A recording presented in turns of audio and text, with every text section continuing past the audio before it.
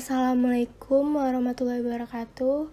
Kami dari kelompok 3, 12 IPA akan mempresentasikan sejarah yang berjudul Indonesia pada masa awal kemerdekaan dan demokrasi liberal.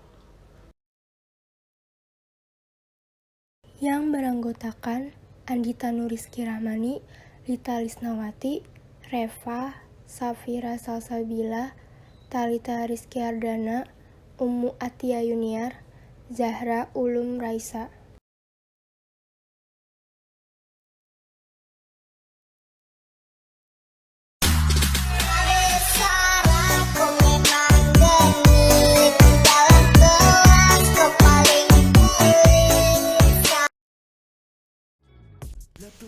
Sejarah Indonesia meliputi suatu rentang waktu yang sangat panjang yang dimulai sejak zaman prasejarah berdasarkan penemuan manusia Jawa yang berusia 1,7 juta tahun yang lalu.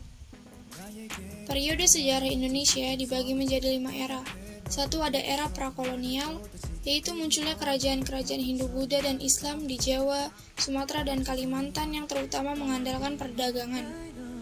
Yang kedua, ada era kolonial, yaitu masuknya orang-orang Eropa terutama Belanda, Portugis, dan Spanyol yang menginginkan rempah-rempah mengakibatkan penjajahan oleh Belanda selama sekitar 3,5 abad antara awal abad ke-17 hingga pertengahan abad ke-20. Yang ketiga, ada kemerdekaan awal pasca proklamasi kemerdekaan Indonesia 1945 sampai jatuhnya Soekarno 1966.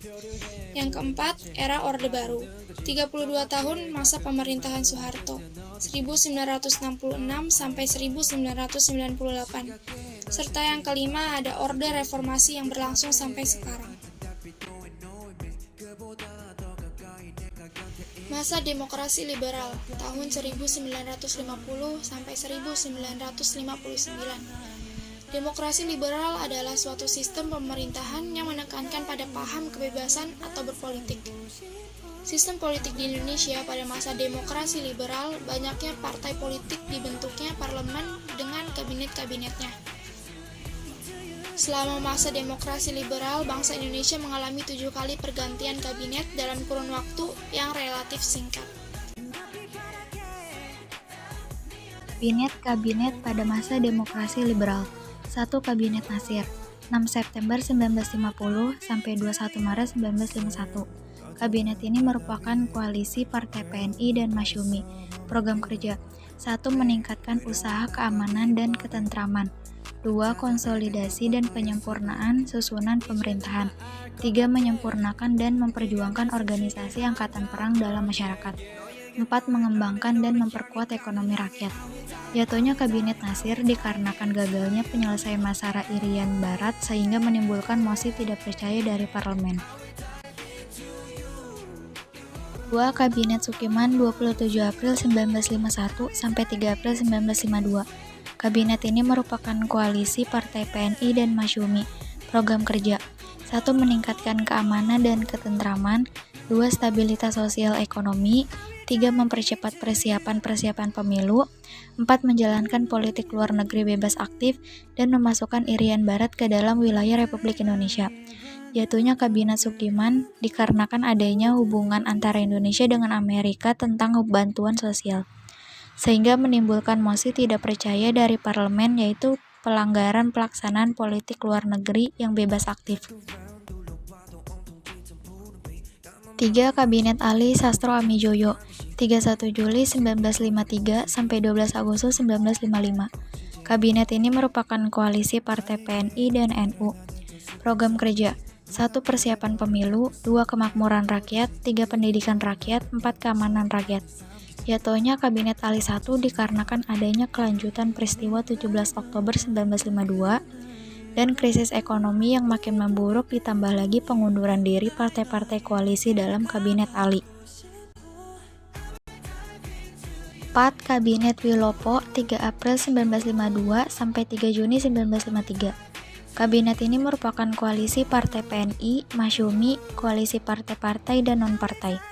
Program kerja: 1. Persiapan pemilu. 2. Kemakmuran rakyat. 3. Pendidikan rakyat. 4. Keamanan rakyat. 5. Menjalankan politik luar negeri bebas aktif dan memasukkan Irian Barat ke dalam wilayah Republik Indonesia.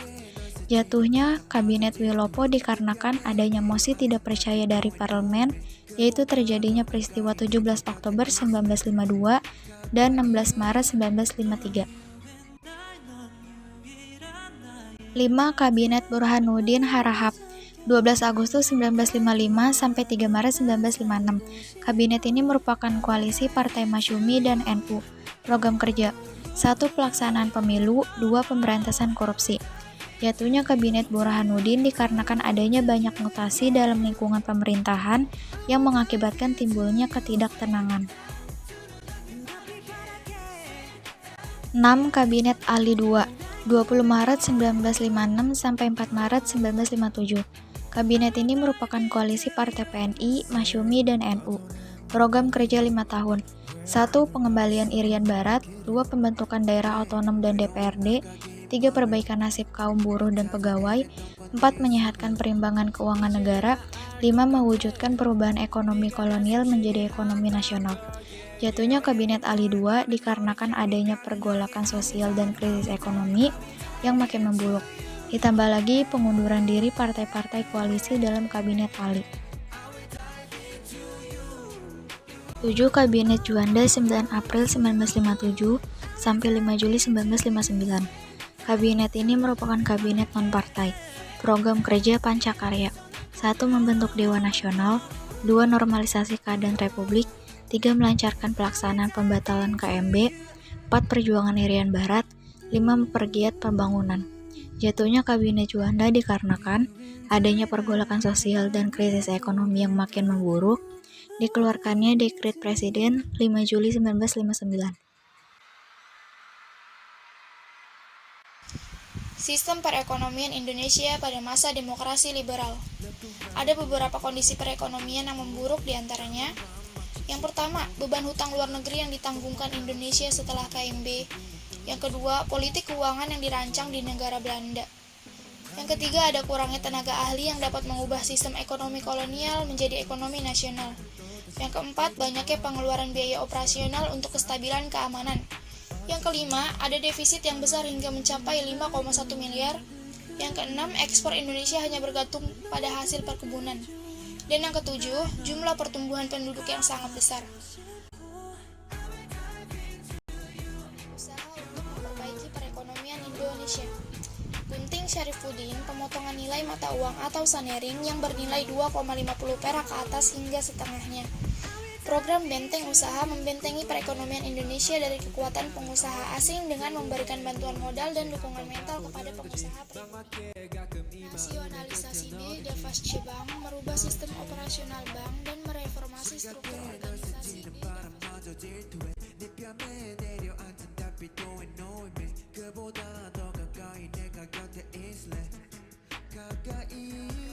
Solidaritas dan Kerjasama Antar Bangsa KAA diselenggarakan Bandung 18 April 1955. Diikuti 29 negara Asia Afrika, diantaranya Afghanistan, India, Lebanon, Pakistan, Burma, Indonesia, Liberia, RRC, Jepang, Irak, Libya, Saudi Arabia, Ethiopia, Iran, Mongoliet, Sri Lanka, Filipina, Kamboja, Mesir, Sudan, Ghana, Laos, Nepal, Suriah, Turki, Yordania, Vietnam Utara, Vietnam Selatan, Yaman. Kelima negara pemerkasa telah mengadakan serangkaian pertemuan persiapan pertama di Kolombo pada bulan April 1954 dan kemudian di Bogor pada bulan Desember dalam tahun yang sama. Konferensi Asia Afrika diselenggarakan dalam suasana makin meningkatnya perjuangan bangsa-bangsa terjajah untuk memperoleh kemerdekaannya. Situasi internasional pada masa itu diliputi oleh kecemasan akan timbulnya perlombaan senjata antara blok barat dan blok timur serta timbulnya perang atom. Konferensi London merupakan kelanjutan dari dibukanya Terusan Suez oleh Ratu Eugenie dari Perancis pada tanggal 17 November. Terusan Suez menghubungkan Laut Tengah dan Laut Merah, sehingga memudahkan bangsa Eropa untuk berlayar menuju barat tanpa harus memutari benua Afrika.